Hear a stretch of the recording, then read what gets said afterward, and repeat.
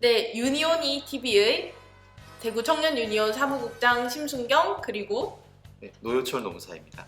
네, 오늘은 청년 노동자들이 일을 하면서 만날 수 있는 여러 상황들을 함께 살펴보면서 이제 그런 상황들이 생겼을 때 어떻게 대처를 할 수 있는지를 함께 알아보려고 합니다. 이제 첫 번째 케이스는 일을 하다가 누구나 다칠 수 있잖아요. 그래서 산업재해 케이스를 한번 같이 노효철 노무사님과 함께 살펴보도록 하겠습니다. 그럼 한번 상황극 함께 보실게요.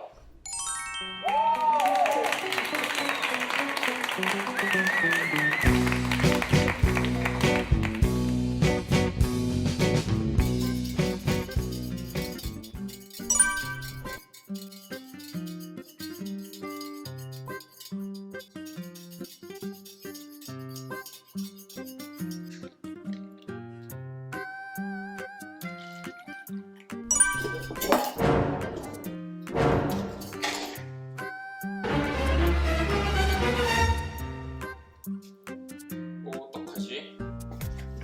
아! 아.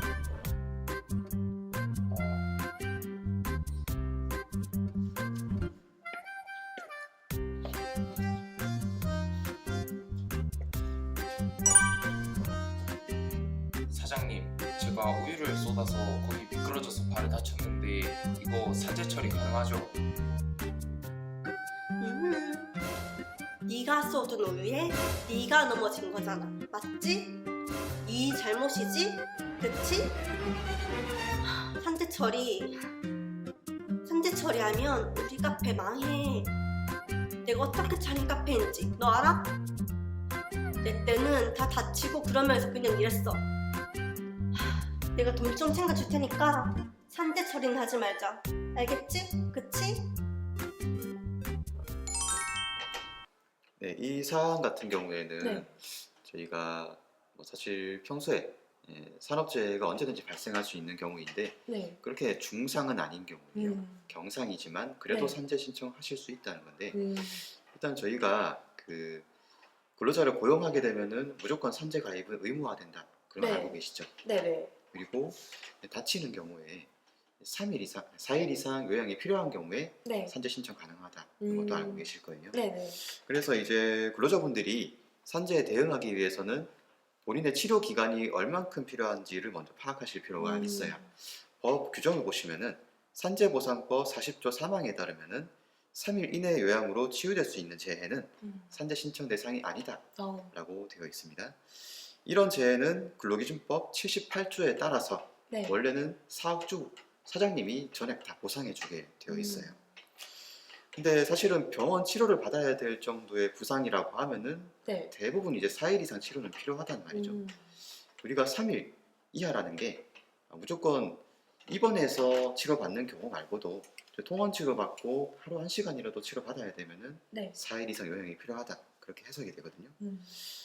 근데 이제 근로자 입장에서는 사장한테 치료비를 받아낼 수도 있고 네. 아니면은 산재 신청을 할 수도 있고 선택하실 수 있어요. 근데 사장한테 치료비를 받는 거는 일반적으로 뭐라고 하나요? 치료비를 받는. 이제 사장이랑 둘이 합의해서 네네. 산재 신청 안 하는 대신에 네. 치료비를 받는다.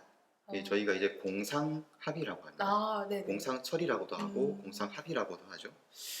근데 이제 공상 합의를 할 수 있지만 그럴 때는 이제 근로자 본인이 자기 치료에 얼마나 필요한지를 파악한 다음에 네. 거기에 부족함 없이 합의를 해서 받아내시는 게 중요하겠죠. 이제 발목을 좀 삐끗한 정도, 이 사안 같은 경우에는 그렇게 보이는데 이 정도는 이제 사장님한테 병원비 좀 받더라도 크게 문제가 생기지는 않을 것 같긴 해요. 네. 근데 크게 다친 경우가 있을 수 있어요. 나중에 수술이 필요하다든지 그런 경우에는 나중에 병이 이제 재발한다거나 아니면 후유증이 남는다거나 장해가 장해 등급이 나올 수도 있어요. 그런 경우에는 만약에 산재 처리를 했었다면 이런 것들도 다 같이 나중에 보상이 된단 말이에요. 네. 근데 만약에 공상 합의만 하고 산재 처리 안 했다. 그럼 이건 나중에 산재로 보상받기가 굉장히 어려워지고 이런 나중에 후유증에 대해서 갑자기 달라고 해봐야 안 줄 거 아니에요. 네. 그런 문제가 생길 수 있기 때문에 웬만하면은 저희가 산재 처리하시라고 권장을 드리고 있습니다. 네. 그리고 이제 저희가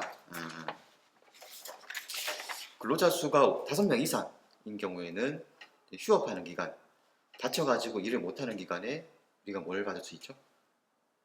휴업수당. 네. 예, 휴업수당 70%를 네. 받을 수 있죠. 평균 임금의 70%를 받아야 되는데 산재 처리하시게 되면 이 휴업수당도 전부 다 보상이 되기 때문에 훨씬 더 유리하다고 볼 수가 있어요. 그리고 재해 정도가 심할수록 산재를 신청할 필요성이 높아진다. 그렇게 이해하시면 되겠죠. 이제 산재 신청을 하시기로 했으면은 그 사장님한테 허락을 받아야 될까요? 안 받아야 될까요? 안 받아도 되지 않나요? 그렇죠. 네.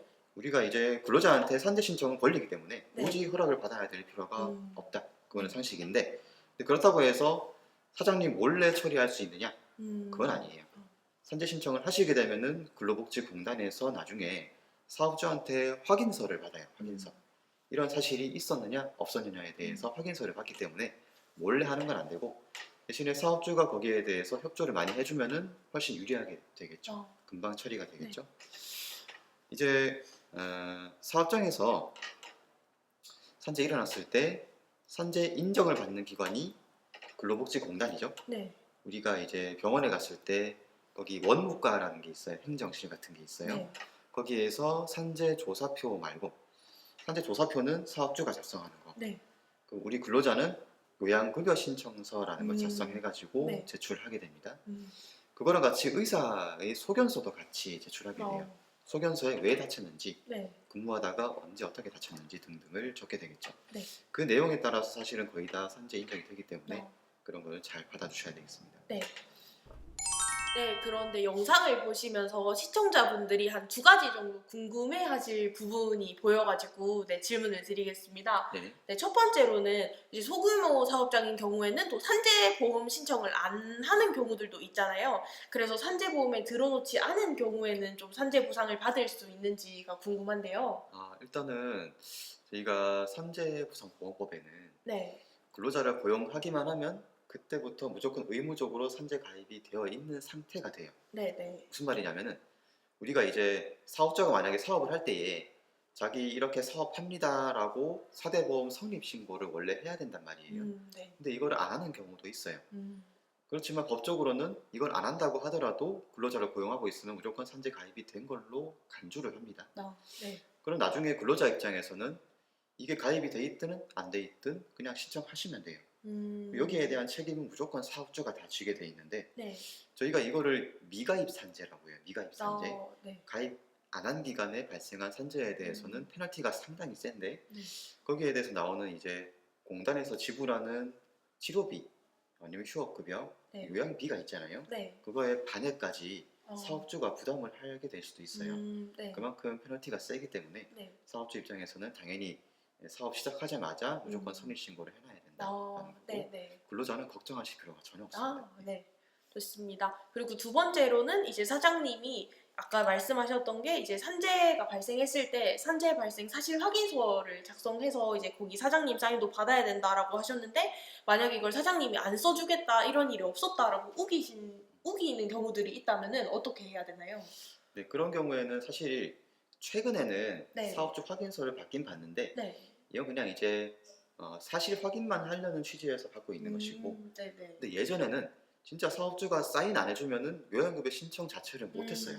그런 시절이 있었는데 이거는 정말 근로자가 산재 신청을 하기가 어려워지기 때문에 네. 제도가 개선이 되었고 지금은 사업주 확인서를 막 써가지고 사실은 거짓말 할 수도 있죠. 사장이 네. 자기가 이제 산재 처리 책임을 질까봐 무서워서 네, 네. 일부러 그런 일 없었다라고 쓰기도 하는데 그것만으로도 뭐 영향이 크진 않아요. 네. 제일 중요한 거는 제가 말씀드렸지만은 의사의 소견서가 제일 중요하다는 네. 거고 그러면 근로자 입장에서는 병원에 빨리 가셔가지고 네. 의사쌤한테 자기가 구체적으로 어떤 일을 하다가 어떤 경기를 다쳤는지를 확실하게 말씀해 주시고 네.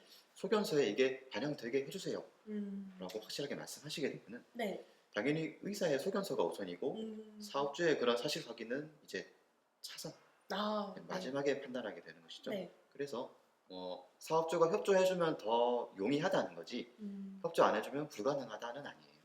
네. 그것만 알고 계시면 되겠습니다. 네, 좋습니다. 자, 이제 사업주 입장에서 이 산재에 대해서 어떻게 대응해야 되는가를 말씀드리고 싶은데 네. 사실은 대부분 오해를 하시는 게 굉장히 많죠. 여기 영상에서 그랬지만 오바가 되게 심하잖아요. 아, 네. 이 사람이 산재 신청하면은 자기 사업장이 망한다라는 그런 얘기를 하고 있어요. 네. 어떻게 생각하세요? 되게 좀 어이없지 않습니까? 네, 어이가 없네요. 이걸 산재 신청한다고 사업장 하나가 망할 정도면 우리나라 산재가 유지가 될 수가 없겠죠. 네. 근데 이제 사업주가 기본적으로는 원래 어떻게 돼 있냐면은 근로기준법 78조에 따라서 원래 사업주가 책임이 있든 없든 네. 산재 보상을 다 해주게 돼 있어요. 원래 그게 기본 상태입니다. 이거를 무과실 책임이라고 하는데 뭐 사업주가 요새는 잘못해가지고 근로자가 안전보건 문제가 생기면은 책임을 지긴 하지만 네. 그거랑 별개로 어쨌든 병원비 자체는 사업주가 무조건 내줘야 돼요. 음. 근데 이거를 조금 국가가 전체적으로 책임을 같이 분담하기 위해서 어. 우리가 산업재해 보상보험이라는 게 생긴 거죠. 음. 이렇게 보면은 사업주가 만약에 산재 신청을 도와줬다. 네. 그러면 사업주는 보험료만 내면 되고 어. 평소에 내던 보험료만 내면 되고 병원비는 일절 부담할 필요가 없어요. 음. 휴업 수당도 물론이고. 네. 이렇게 약간 사업주를 위한 어떤 사회보장제도처럼 보이는데도 불구하고 네. 사업주분들이 산재 신청에 되게 어떤 공포심을 어. 가지고 있단 말이죠. 그런 오해가 왜 생겼느냐라고 하면은 이 산재 신청했을 때 보험료가 엄청나게 많이 오른다라는 그런 오해가 좀 있어요. 사실은 네.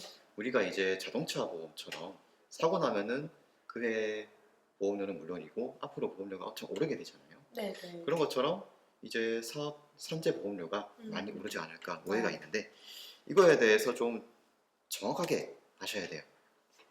우리가 고용산재보험료 징수법이라는 게 있거든요. 네. 이 15조에 보시면은 개별 실적 요율 제도라는 게 있습니다. 네. 네. 이게 방금 말씀드린 산재 일어났을 때 보험료가 오르는 제도다라고 보시면 되겠어요.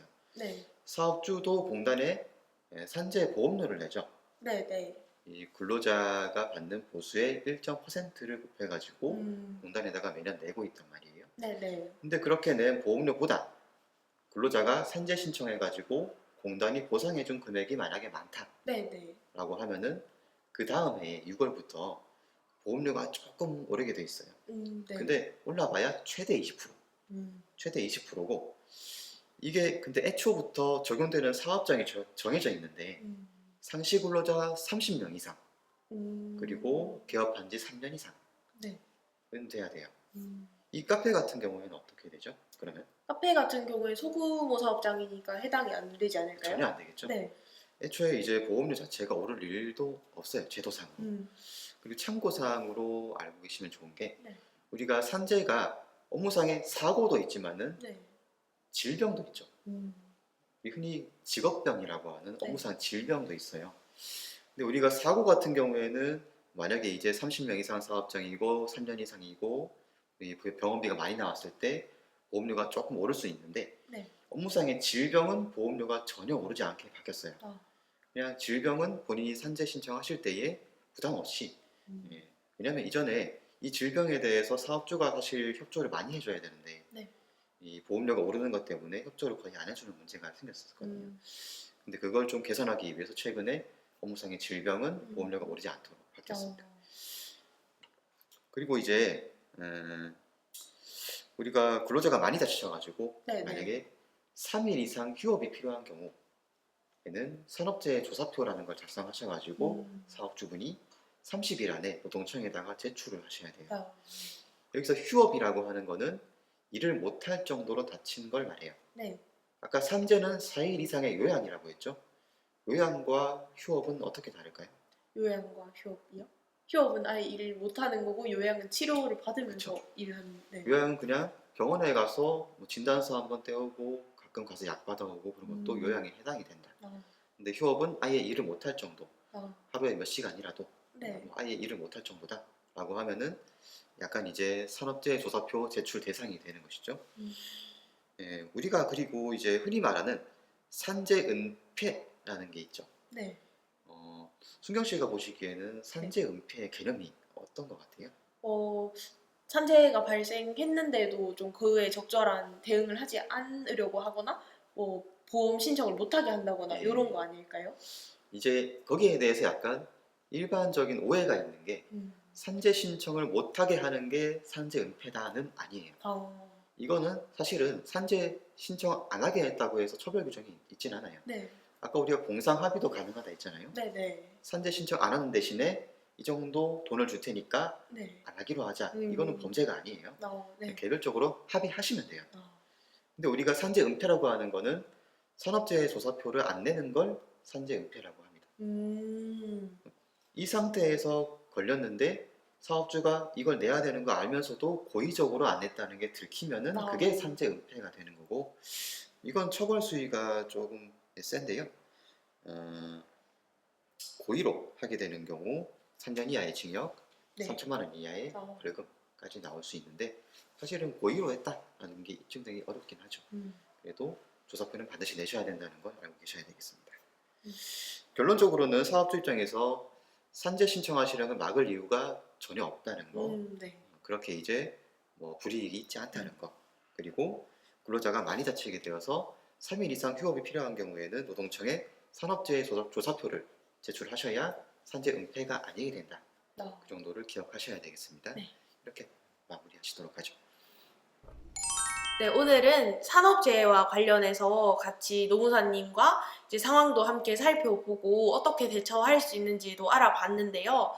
이제 산재보험 그리고 산재 신청과 관련해서 더 궁금한 사항들이 있으시다면 053-428-5579 대구 청년 유니온 노동상담소를 찾아주시면은 더 친절하고 자세하게 상담을 지원해 드릴 수 있으니까요. 많이 찾아주시면은 네, 좋겠습니다. 그럼 오늘은 이렇게 마무리를 해보도록 할까요? 네네. 네, 마무리하겠습니다. 안녕.